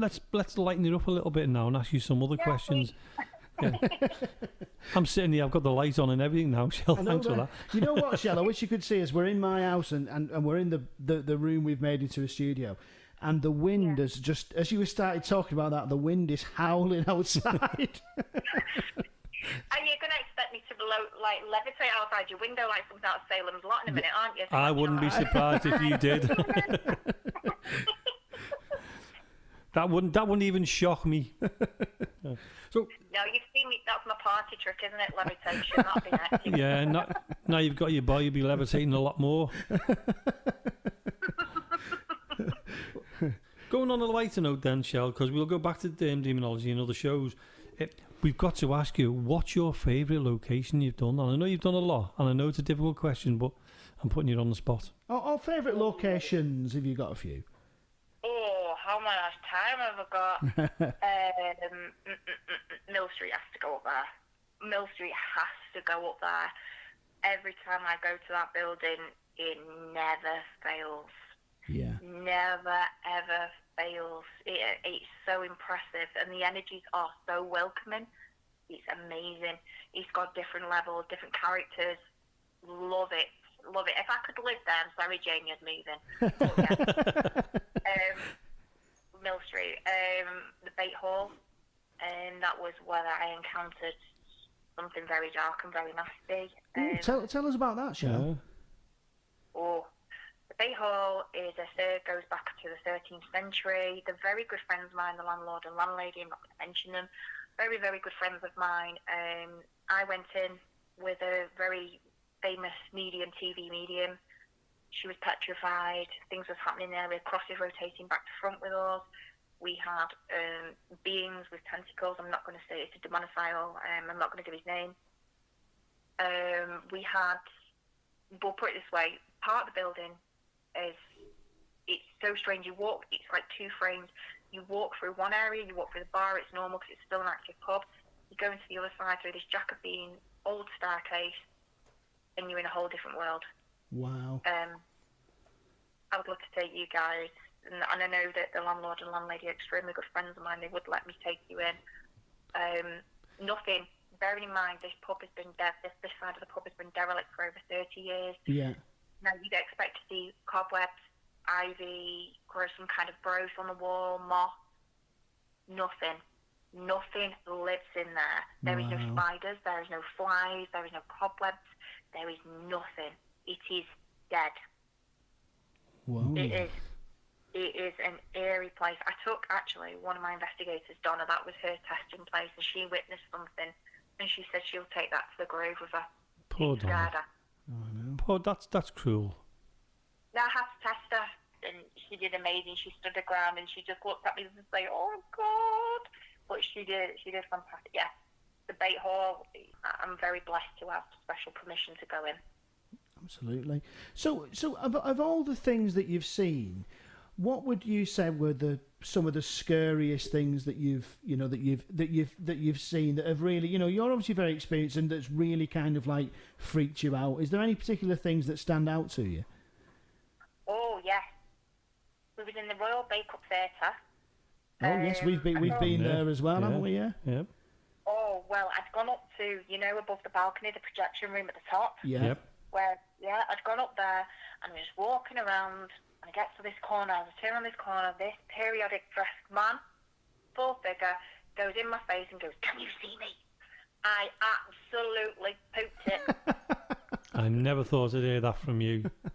No, I really did. When you're caught off guard? Yeah, no, absolutely. I remember, and if it wasn't for Karen, I was going over the balcony. I was going. I was just running. You know, when you get blind fear and you think, "Oh my God, what was that?" But it was right in my face. Am I right, Shell? Am I right in thinking there was a fire in that projection room at some point? No, Have I got that muddled up with somewhere else? That's Tivoli Theatre. Tivoli Theatre, that's the one where there was a fire in the projection Tivoli room. Theatre, I got an amazing capture out there. I actually caught, on one of our full spectrum cameras, we actually caught a picture of the projector guy sat in the chair. Wow. Fantastic, absolutely fantastic. That was about 7 years ago. I went there 6 or 7 years ago, but that's another good bet and a really good place. So what other spooky experiences can you recall? My son, I watched my son being taken over, having an oppression, which wasn't nice to see. We had to get him out of the building, and it wasn't an exorcism as such that was performed on him. It was, I say, a cleansing. Yeah. My son, his eyes went to the back of his head and he just started walking. Now, bearing in mind, he'd never been in this location. Yeah. And he started walking off and he said, I said, well, who are you? And he just looked right through me. Couldn't see an arm, his mum. And he was 18, staring at me. And I'm thinking, oh my goodness, that is not Ben. Who am I talking to? And then he took himself away and I said, where are you going? And he said, to the river, I drowned. And he had no idea there was a river there. Yeah. And it was horrible pulling him back. I mean, it's lucky, isn't it, that obviously, you know, you're experienced in this, and could you I mean, God forbid what it would be like if it happened to somebody who wasn't with somebody who was, you know, knowledgeable about the area, about the kind of subjects and stuff, really, isn't it? Well, you hear of it though, don't you? You hear of people going to location and ending up in really dangerous situations. Well, I think there's a ghost, isn't there, at Pengersic Castle down in Cornwall, and she's really well known because apparently what she's said to do is when people go up onto the very top of the tower, she almost wills people in to dance with her, doesn't she? Yeah, and they go faster and faster and faster, and almost are at risk of actually going over the top of the tower. It's quite a well known one, that one. Wow, that'd be a good one to go to. Really, I'd like to experience that. Yeah, it's interesting, isn't it? It's been, was it Cannock? And I remember this is the second time I was at Cannock. I've been a few times. The second time I was at Cannock. I definitely know that I saw one of the black-eyed children. Because that was only a few weeks back, wasn't it? Because we actually watched you live on Facebook, because you go quite often live on that page. And we were watching you that night. Sadly, we lost the signal for some reason or other. We missed, you know, a bit of it, but... You know, that's one place I've not been to yet. Oh, I've got to take you. Oh, definitely. We've got to go. Oh, we've got to go. James is looking at me like, do we really have to? But no, that's a definite. Oh, I'd love it. Shell, what we've got to ask you now is you've got some haunted objects, like the doll and the teddy bear. Do you want to tell us a little bit about them? Okay, which one would you like to know about? All of them. Your favourites. I'll break it down to the famous three. There's three that I have that are quite infamous now. The first one is Charlotte Rose, who was given to me by a celebrity medium. Mm-hmm. She went through absolute hell with her. Charlotte Rose, we believe, is from France. We spoke with her through ITC, through spirit communication. She's actually seen on camera changing her face, smirking, her lips moving, and turning her head. She was the only doll to survive that when a toy hospital burnt down. Oh God! Wow. She was quite nasty little energy about her, small and mighty, not one to be challenged. And do you have that sealed off? Do you have? No. You know, like Annabelle's in a box. I have them in a secure place, and I'll get to that. They actually sleep in my bedroom with me. Oh. But I keep, because it's better the devil. Pardon the pun. Shall you frighten me? I know. No, I understand what you mean. So I keep them close. The other thing I actually have a cat that was close to Hitler. I actually have a Nazi cat. A real cat? No, a porcelain cat. Hitler, as many people know, was very superstitious, and he was very into cats. Yeah. And he gave his pilots and his main people porcelain cats, because he believed that the cats was carrying like the Egyptians over into the afterlife. Right, I see. And a family contacted me and I have the cat, and the cat belongs to Hannah Fritz, who was Hitler's right-hand woman. And inside the cat, when I got the cat, is actually a piece of paper with Nazi stamping on it, the actual eagle and cross. Wow. Heck. And again on ITC, and when we've done spirit communication, the cat speaks German. On one point, I remember going Eins, zwei, and it went Vier, fünf, sechs. I was like, oh my goodness. And then it said as clear as day, hold the cat. And then it kept saying some numbers, and we couldn't understand were these numbers. And when we googled the numbers, it was actually the Luftwaffe serial number, which was what Hannah Fritz was. She was one of the test pilots for the Luftwaffe aircraft. Wow. So what kind of say for example, if somebody else had that particular object, what kind of stuff could it do? What ways could it affect them and things? Well, when I was sent the cat, I was contacted by the family, somewhere in Germany, somewhere in the UK. Yeah. And he said that they used to keep the cat in a sealed cabinet because every time they got the cat out, they'd see shadow people, or plates would smash, would come off the side units and smash, electrical equipment would break. Yeah. So automatically I'm like, give me the cat. Give me the cat. So the cat came, it was posted over to me, and when we've got the cat out, people have felt violently sick. We've had a shadow figure move around my house while the cat's around. My dog is petrified of the cat. He growls, hisses at it. Now this is an awesome cat. Yeah. Mm-hmm. It is a weird one, but yeah, the cat's one. And my infamous guy, who everybody knows, Mr. Ted. Right, I've met him. I own the UK's alleged most haunted teddy bear, as seen on the TV show. I've seen him on your Facebook as well many times. He is a character. Now he really is. We know a lot about the background of this bear now. The bear we believe belonged to a serial killer. I was dubious about that. I'm not going to lie. I was very dubious about it. But then on ITC, and again with the different spirit boxes, the bear actually started to say things that could not have been manipulated by human. It actually told me locations where some of the bodies of its less than the victims were found, the names of the victims. It was phenomenal. I have a very, very affinity bond with the bear. It's become you trust me, I trust you. Yeah. Mm-hmm. Mr. Ted is the one. He's moved on his own as well. And people, I don't know how you guys felt when you met him, but he makes me feel. I was fine when I met him because obviously it was with you.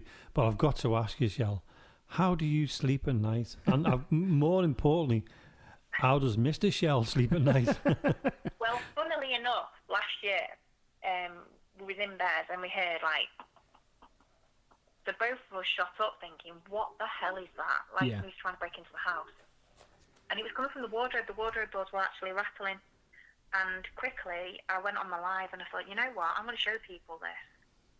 And we put the live on, and then it was like, who are you? Talk to me, with constant banging. So then we put the SB7 on. I said, who is it? And as clear as day, he said, let me out. And the bear was in the wardrobe. God.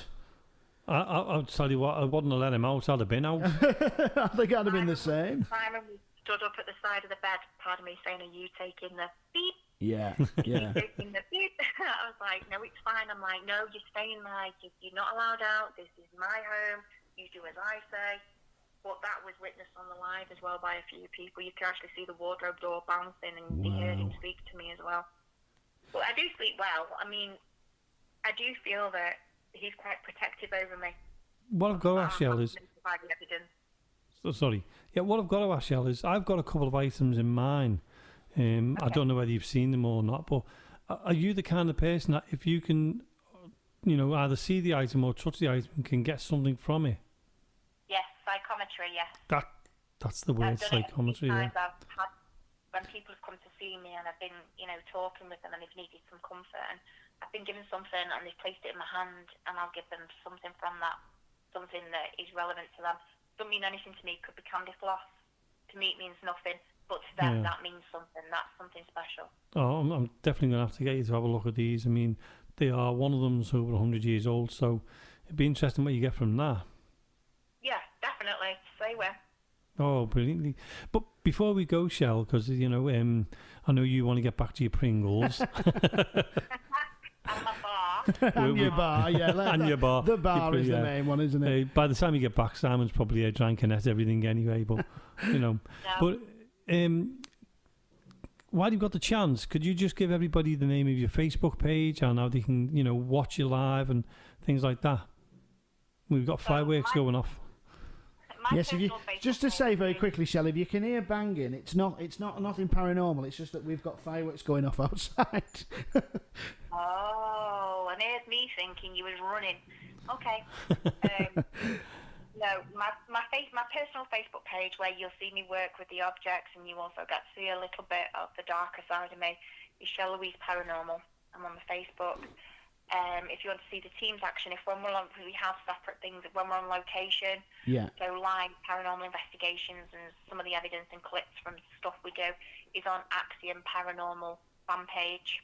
And that's on Facebook. Yeah, they're both on Facebook. And Shell, sorry, just one last question from me, or a bit of advice from you, really. For anybody listening who's, they think, I'm really interested in the paranormal, it's something I'd love to learn more about or get involved with, what would your advice be to people who to kind of build up that interest? My advice would be, first of all, never go alone. Yeah. Never go alone. That's rule 101. Firstly, it's dangerous. Secondly, how can you validate anything? Yeah. Thirdly, go to somebody that you know is reputable. Somebody that is not egoed or a charlatan. Go to somebody who you can look back at their evidence and say, you know what, this person knows what they're talking about. Yeah. And study, learn, research, take time, even if it's boring at times learning about milligauss, learn. It all will help you in the field in the long term. Well, you know what? I can listen to Shell for hours and hours and hours because she is such an interesting person. And you know what, Jamie? We're really lucky because we are good friends with Shell, aren't we? And like we in fact the other week when we was together, we was on the phone for about 3 hours, weren't we? Do you remember? Well, with Shell, you just don't stop talking. She's like Lynn in a way. She's just got a mind full of information. Yeah. And the more you listen to her, the more interesting she gets. Oh, yeah. She's a lovely company to be in as well. Yeah, she is. She's great, isn't she? And she's so kind of knowledgeable on everything. And she's one of them people, if I've got a question about something to do with the paranormal, I know I can message her, and I'm 99% sure that she'll know the answer as well, I know. She's like an encyclopedia of the paranormal. Like Lynn is with Wepre Park. Yeah. She is. You know Shell. You know what she's like. She's brilliant. She is, but she's got a bar in her back garden now, and she's spending an awful lot of time with the other spirits in there, isn't she? At the minute, I think. And well, from one spirit to the other, you might as well enjoy. Indeed. So a couple of weeks back, we did a pre-record of an interview with another gentleman who also runs his own paranormal investigation company. Who was it, Jamie? Sorry, I wasn't listening then. It's all right. Sorry. It's That's great, that. Right. You'll have to cut that. You know what? For you, supposed to be presenting this, and you've been sat at home in your room. We're keeping that in. We're going to keep that in. No, you can't do that. I am doing it. I'm doing it on purpose. Right. Tell us. I'm going to say it again. Right. Who did we do the pre-recorded interview with a couple of weeks back? Right, well, that was William Knight of Knight Paranormal Investigations. Yeah. The little things he said is quite interesting, so, have a listen, see what you think. Yeah, and William does, the guys do paranormal investigations at Mill Street and all across the country, really, don't they? He does, and sadly, he's been by the COVID as well. He can't get out and about like he used to. Yeah. So, like many paranormal investigators, we're all stuck waiting for that big clearance to go ahead again. Yeah. Cool. All right. Well, let's have a listen. Well, James, on the line now, we've got William Knight from Knight Paranormal Investigation. So, hello, William. Hello there, David. And how are you doing? I'm very well, thank you. Looking forward to going to Mill Street Barracks in the near future now that lockdown restrictions are being eased. Yeah, fingers crossed. I know you've been before and you've really enjoyed it there. So, William... We've actually been to you 3 times. 3 times, is it? Yeah. 3 times we've been to Mill Street Barracks. Never disappointed, which is why we keep coming back. Brilliant. And William, tell us how you got your paranormal name, how your group got the name. Well, actually, I purchased the group off a gentleman who was doing paranormal investigations, and he said he was quitting, so I bought his equipment off him, and then a friend of mine, Pauline, one of our mediums, she came on board as well, and she actually came with the name Night Paranormal Investigations, and I liked it, she liked it, she became my co-founder, and we went from there, and we liked the name, we abbreviated it to KPI, and it's just stuck since then. And it's a good job you had the name Knight in your surname as well, wasn't it? So it worked perfect. It was very helpful. I mean, I also KPI is also under a different company I own called Nightmare Entertainment, which obviously also starts with a K. And we've got a few different things in the pipeline, so online gamers and different websites which we're currently developing to also go under that umbrella. And if people do want to come see us, the actual website is nightmareentertainment.co.uk. And our events on YouTube, including Mill Street, are on YouTube under the channel name Nightmare Entertainment, obviously Nightmare with a K. Yeah. And how long have you been together now, William, as a paranormal group? We just celebrated our 3rd year last November. Yeah. We had Pauline did a fantastic cake that looked like a Ouija board for it. And the year before, we actually had our 2nd year anniversary at Mill Street itself, and Pauline made a big ghost out of cupcakes. I think I remember seeing that. Yes, so it was nearly 4 years ago.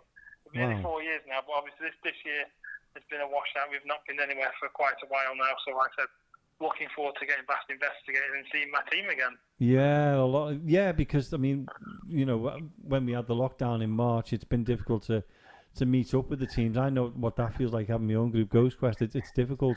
So have you been? Have you kept in touch with your team over the Zoom or over YouTube? Or sorry, not YouTube, over Skype. Sorry, can you repeat that? I didn't hear the question. We've been talking to people. We've been talking to guests and that, and saying, you know, what do you want to do when we restart the regular guests? Because guests sometimes give me. They say, oh, I want to try this venue, or I'd like to try this venue. And sometimes they give me a venue that I've not even heard of. And some venues I can't get, some venues I can get, some venues don't want to know, some venues have stopped doing the investigations. It's a slog. It always is a slog, you know. Getting the venues booked in, getting the money paid in, getting the guests together. And then obviously what we bring in the places of refreshments. And obviously I've got the mediums, Stephen, Lorraine, and Pauline. They have to get there and tune in. Yeah. And I've got my other team members like Lee and Martin, and obviously they're there for the technical side of things and things like that. So it's a slog, but I've got a fantastic team behind me. And without that team, I don't think I'd be able to do it at all. And have they been with you from the beginning of these, William? They've kind of dripped in from the start. When I started, there was 3 of us called me. There was 4 of us. It was me, James, Jess, and Pauline. Yeah. Jess found out that she was working far too much and couldn't do it. Yeah. James drifted out after a few events, and then we brought Stephen in, who was a guest on one of our events, who's a photographer and a medium. Lorraine came in fairly quickly, fairly soon as well, before Steve, and then finally Lee, who goes on loads of events. Just seemed to be the logical fit, and then the latest one we've had is Martin's coming to the team as well. Yeah. And did they all live locally, or near you? Unfortunately not.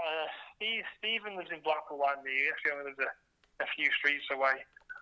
Lee lives in Chorley. Martin lives in Blackpool. Martin's our new member.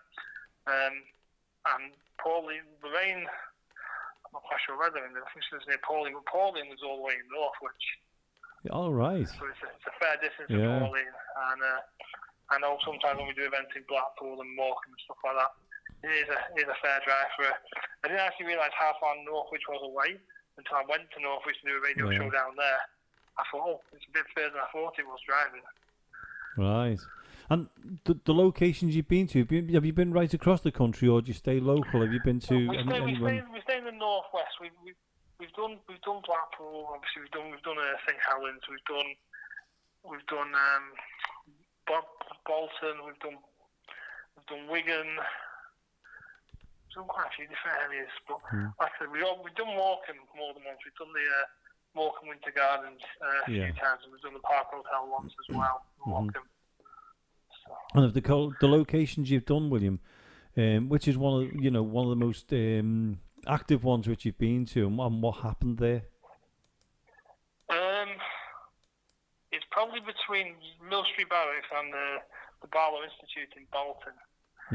Now, the first time I went to Mill Street, one of my team seemed to get taken over by some kind of entity. And it took 2 mediums to bring him back out of it, and that was Lee. And we've actually got a picture of him actually bringing him out of it. Oh, right. The whole picture is clear, but my brother was on the investigation, and round his head it's all blurred, even though the entire picture was clear. Yeah. We have got a picture of that on the website. We've also got a picture from our first visit to Mill Street. We took a team photo at the end of the event, and right above us was a very, very, very clear, perfect circular yellow-coloured orb. Was that in the cellar? That was actually next to the painting of the ships in the drill run. Oh, right. And last time we were there, we did a séance in the drill hall, and it was I could clearly hear footsteps walking around behind me. Yeah. Now the Barlow Institute, we've got pictures we've got a video on YouTube on there, and we've got pictures. We were in a billiard room, a big snooker table, and we were stood there, no problems. And we had a camera set up in there. Now the camera picked up a very clear black figure just standing there. Wow. Is that none of us saw? We've got this on tape. We've got it on the YouTube channel. Yeah. We've got it in the Facebook group KPI. Yeah. It's just a black figure stood there. It was plain as day, but none of us saw it. Right. And so the camera picks up and the video picks up. So if you watch the video for the first time, you will see it. We also got the light above the snooker table to move on its own. Yeah. We all had our hands on the actual snooker table, so none of us had our hands near it, and we got it to start swinging. And when you go on these investigations, do you get involved with it yourself? Do you actually do the calling out, or do you have the team who does that for you? We do get involved with it. One of the first things we try and do when something happens is we try to debunk it. I've heard stories about other teams that set up fishing wire and things like that to make things happen. You'll never get that with us. We want to see real paranormal investigations, and we will call out. But we have rules on the website. Although we'll call out and we'll ask the spirits to talk to us, we try our best to be respectful, even if they're not respectful.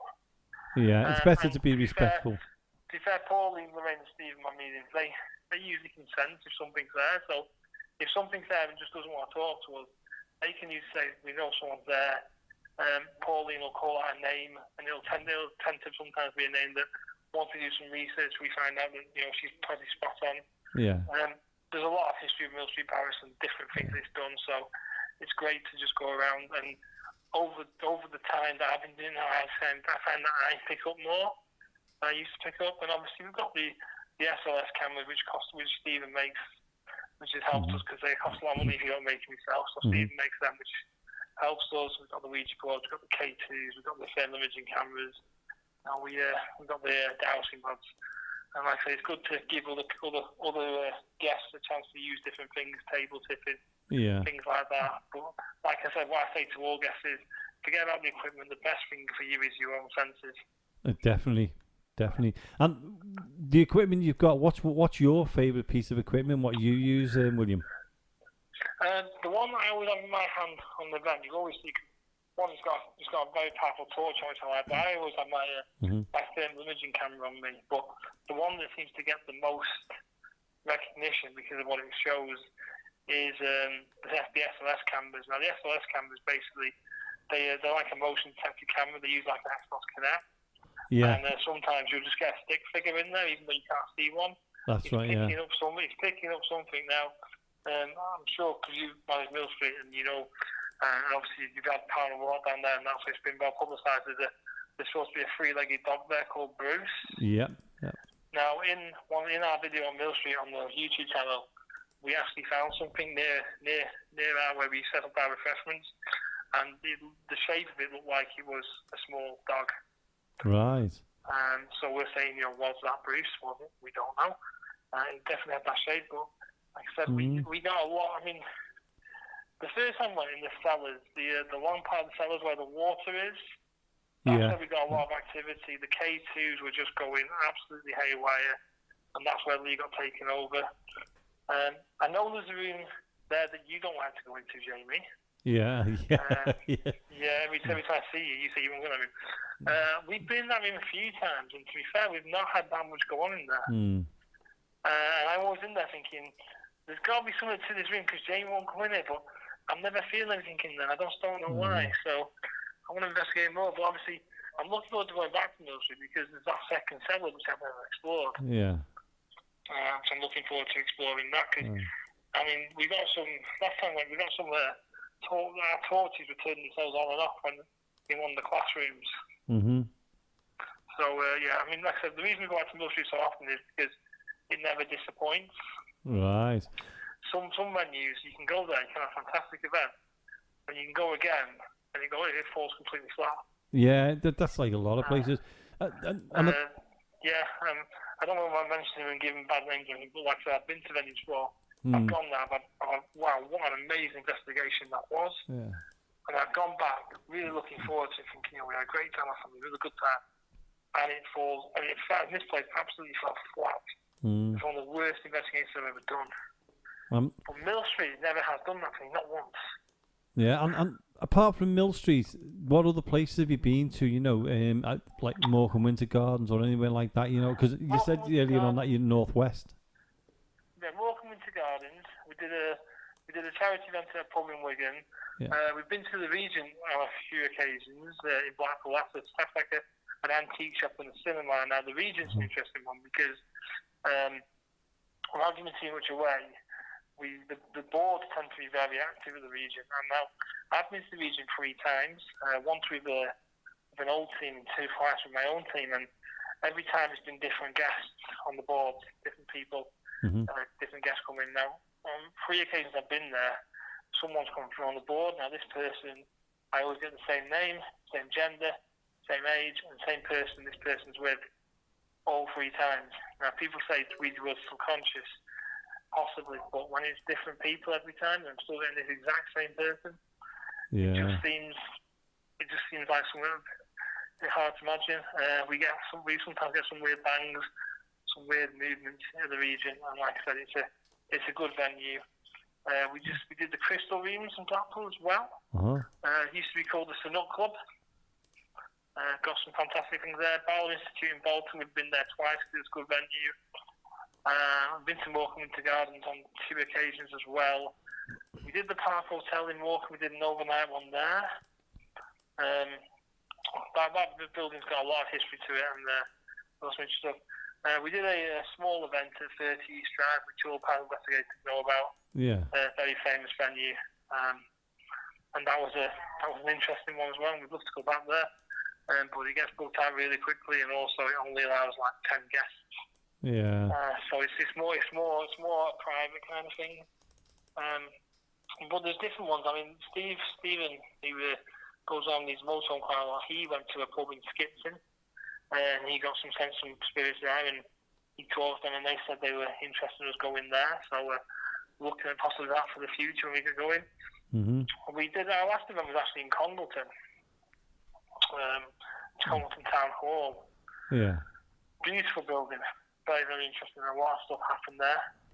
Really, really enjoyed it. We got light shade swinging and weird sounds and moans. Right. So I'd like to go back there again.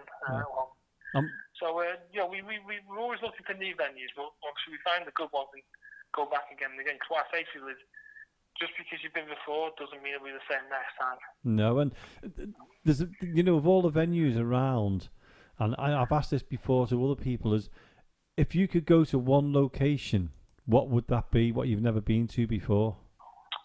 There's a bunker that I've heard is quite interesting, and also an asylum. They're both quite popular paranormal investigation paranormal teams, and obviously I've got my own team, Lee especially, he and Pauline and Lorraine.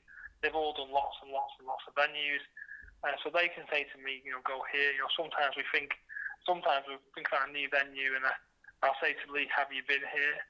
Or ask Pauline, and usually one of them has been there. Yeah. And I'll say, what do you think of this venue? Is it worth us going to? Because obviously when we get guests, especially new guests, if the venue falls flat, I might not get those guests again. The regulars obviously there, they know what we do.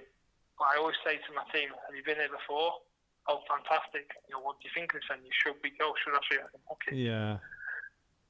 Because like I said, we want things to happen, but we'll never do anything to make things happen. No, that's fair. And like you were saying earlier on, some of these venues, the biggest venues, they're fantastic, and you can go one time and nothing will happen, and the next time, you'll have the experience of your lifetime in them. I went to a place that no one does event anymore, and we were on the boards in the cellars there, and I'm talking to a child.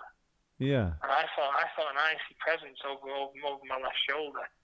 And I sat on the board, and I asked one of the guests who had a temperature gun, can you just take the temperature? And it was about 4 degrees colder on my left side than my right side. Wow.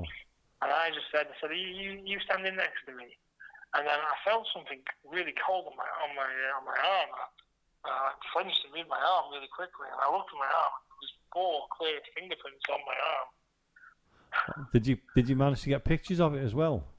Unfortunately, I didn't actually get pictures of it because it was actually our first ever investigation. Yeah.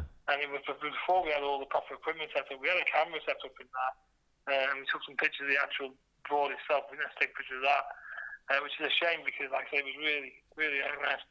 Another one of our guests that night, he also got burnt by something. Right. But like I said, we've done some fantastic venues. We actually did one venue in Northwich, and we were in there setting up, and this guy walked in dressed as Elvis, and he was dressed as Elvis, and he was looking for work, and he thought I was the owner of the theatre we were at, and I thought to myself, well, no one didn't say on their investigation they've talked to Elvis, but I can now. So we, there are some times when you just think, what was that? How did that happen? How can you, it's like when lights move on their own and we're close to them. Yeah. Or the Sls camera picks up a clear image. At East Drive, the Sls cameras picked up images on our camera, like hovering on our cameras. Now, right. Stephen's got a very nice Nikon camera. It always lasts a long time and all that. But this camera and our Sls cameras, we kept having to recharge them because something was draining the batteries on them really quickly at East Drive. Right. I've not been to East Drive yet, and that's one of the places I'd like to go to. It's on me bucket list, as they tell everyone. Have you got any places you're looking forward to going to? Maybe not this year because of what's going on, but maybe next year. There's a place in Skipton that Stephen went to. I think it's a hotel and restaurant. And Stephen obviously is one of my mediums, and I obviously, like all my team, I take very seriously what they say because they do know what they're talking about. And he said he sent something in there. He wants to go there, and he did speak to the owners, and they've never had an investigation there before, which makes it a bit more exciting. And they said they'd be interested. There's somewhere in Ormskirk that's supposed to be very, very good. And like I said, the venues that like Mill Street Barracks that have obviously been good, like some venues in Blackpool that have been good. I'll obviously return to them, do more investigations there. Yeah. And then obviously at the same time I want to find more and more new venues for my team because I look at what other teams do as well. Yeah. Other teams sometimes might do an event somewhere else, Mm-hmm. And that I've been to, and and like I said, I've talked to other teams and said, how do you find that venue? Was that venue quite good? Was that venue quite bad? And I get like a sense of what the venue's going to be like, because some venues are extremely expensive. Yeah. Some venues cost over £1,000. Yeah. To book, and obviously the ticket prices are higher for those venues because obviously I'm trying to money my guests on that, but I don't want to spend like a fortune on the venue without doing some research first, because that venue could be really, really poor. Yeah. Or it could be not haunted at all, and I've paid a lot of money but for a flat investigation. It's like all venues, though. I mean, we're all in that situation that there's an upkeep to keep and everything else, and the bigger the venue, the more money it's going to cost. What I was going to ask is, you say you've got 2 mediums in your group there. Do they work well together? 3 mediums. Sorry? I've got 3 mediums. 3 mediums? Sorry. Pauline, Steve and Lorraine. Yeah, and do they all come with you at the same time and work together? Or do they take a group each and work like that? Is that how you work? What we do is, it depends on how busy we are. Basically, I limit my investigations to 30 usually in normal climate. That's because I don't want any groups to be bigger than 10. And what it'll be is Pauline, Lorraine and Stephen, they're my team leaders, so they would lead a group each. And then myself, Martin and Lee, and Ashley, who when he's available, Ashley's unfortunately not been well. He's got some medical problems, so he can't always make it. We will obviously assist the team leaders. Right. And just before we finish the interview with you, William, how can people get in touch with you to book your investigations? Websites, YouTube, anything like that? Could you give them names out, please? Website. You can go to my website. Obviously, my last name is Knight with a K, so you can go to my website, which is nightmareentertainment.co.uk. Obviously, Night with a K. Mm-hmm. You can type in Night Paranormal Investigations on Facebook and find us that way. And if you want to take a look at our videos, you can go to, if you go on YouTube and just type in Nightmare Entertainment with a K, you'll right from Mill Street and all our different venues that we've been to. And on your website, do you advertise what locations you're going to? Yeah. We do. Obviously, there's not much advertisement on there right now because we've not done anything for a while. When we are, and if you join our Facebook group, Night Paranormal Investigations, you have to join the group. Whenever we book a venue, everyone in the group automatically gets sent an invite telling them about that venue. So if you want to make sure you never miss an event, join our Facebook group, Night Paranormal Investigations, or just k.p.i. Obviously, after we are joined, I'll obviously approve your membership, and then if we book a venue, you automatically get sent an invite telling you the venue's been booked, and then you get in contact with me to buy your tickets. That's brilliant. William, thank you so much for coming on tonight, and we really appreciate your time.